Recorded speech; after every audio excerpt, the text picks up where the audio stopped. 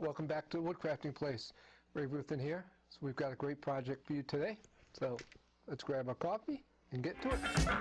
Today we're going to work on a nice project. It's a great gift and something that I'm going to show you how to do the project start to finish in under an hour. We're going to take a piece of wood like this one and we're going to turn it into a cutting board. So stay tuned, but before we get into it, don't forget, hit the like button, like and subscribe. Make sure you hit that thumb. And for all the content that we do weekly, right down here below, there, somewhere, might be over here, smash the bell. Don't forget, that way you get notified every week of all the content that we bring to the channel.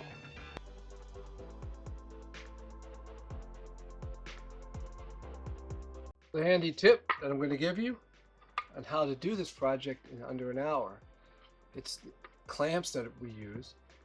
That way it allows you to glue the wood up nice and evenly. That way you don't have to use a planer or do a lot of heavy sanding or a drum sand or any of that heavy equipment.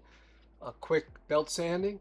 So start with some 80 grit, and any imperfections or misalignment, the tiny small misalignment that you get will disappear in no time. And here's our tip. Our nifty little tip is a little shop-made clamp. This is as simple as it gets. 2x3, rip down the length in half, as wide as you need to. With 2 screws, you can see one here and one there. That way you can clamp down on the wood, just like you see in this already glued up cutting board. The key to success on this is to align your wood inside these clamps first. Set these up, put the glue on each board, and clamp these down tight. Right here, when you can look real close, you see what I use is a little 1/4-20 threaded insert that screws into the wood. That makes it a lot easier to go and take these apart and put them back together and reuse them. So, but it's completely lined up. 35 minutes, clock's a ticking, an hour's coming, so let's get to it. So we're all done unclamping the board. You can see, came out nice and flat. All the edges are lined up. So now we're ready to do some quick trim.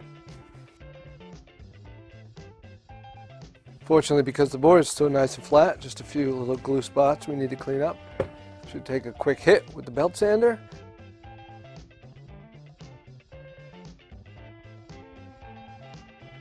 Nice little tip for a belt sander is if you've got a good amount to sand off, you have like a glue like I have here, you've got a built-in drum sander on the end of the belt sander. So if you tip this way, you would take off a lot more material a lot faster. Pay attention though, you take a lot more off a lot faster. So keeping it moving, being careful not to dish out your piece of wood, but this is a much more aggressive position to sand in. And then once all the rough high spots are done, flat, let the belt sander wait and the sandpaper do the work, back and forth. Do not push down hard, you will dish, and once it's dished, it's really hard to fix. And the last thing is, use your fingers for a gauge, don't use your eyes. Your fingers for 3-dimensional alignment are much more sensitive than your eyes are. There it is, those are handy tips for the belt sander.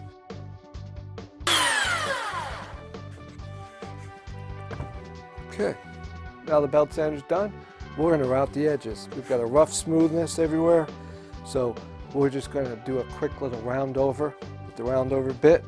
So we'll just do the routing, bench clamping that you see right here. We'll do halfway around, we'll flip it, the other half over, and get it done. Again, it's just a small break edge, something to round off the corners, nothing fancy.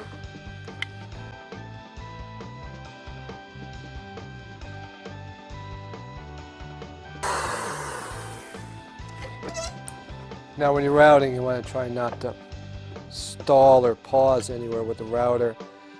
Nice light, gentle cuts, otherwise you get burn marks from the router. We're here with a quick vibratory sanding. Sanding, the rule is you start with the roughest necessary sandpaper. In this case, because I belt sanded with 80, I'm going to start vibratory sanding with 80, depending on what they actually have in the Abranet, the Merca Abranet sandpaper I have here. And then from there, I might go, if I'm do 120, I'll go to 150, and then 220. So you take the number, multiply it by 1.5, and that's your next grit. Make sure that you go up in sandpaper in steps.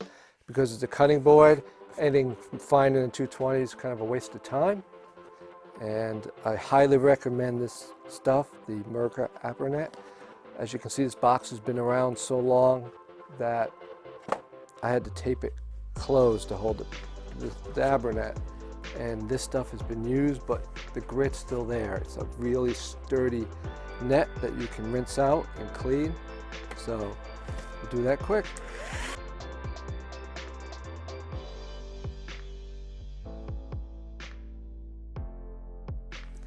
Hey, so that's our cutting board in an hour. It is all done, ready to finish. Obviously, finish needs a lot of time to dry, so you'll want to treat it with something. Food safe finishes, good choices are mineral oil. It's a great finish. Standard, right in the middle off the shelf mineral oil that you buy at your cooking store, your grocery store, works fine. Rub it with as many coats as it'll take. Rub it down, just lay it on really thick, let it sit for 20 minutes, treat it again, 20 more minutes, and just keep rubbing it, at least 3. And if it keeps soaking it up, keep rubbing it down. So that's it, hope you enjoyed it. Thanks for joining today, hope you learned something, and if you did like this video, don't forget, hit the thumb, like it. And also remember, you want to subscribe and hit the bell down here below. That way you get notified each week of all the content, all the information that we bring to you, and also there'll be some links down below. You can find it for the materials and the equipment that we use. These are affiliate links, so they help the channel to bring you more woodworking knowledge and content each week. So really, really appreciate you joining us here today. It means the world to us. So have yourself a great day, and we will see you real soon.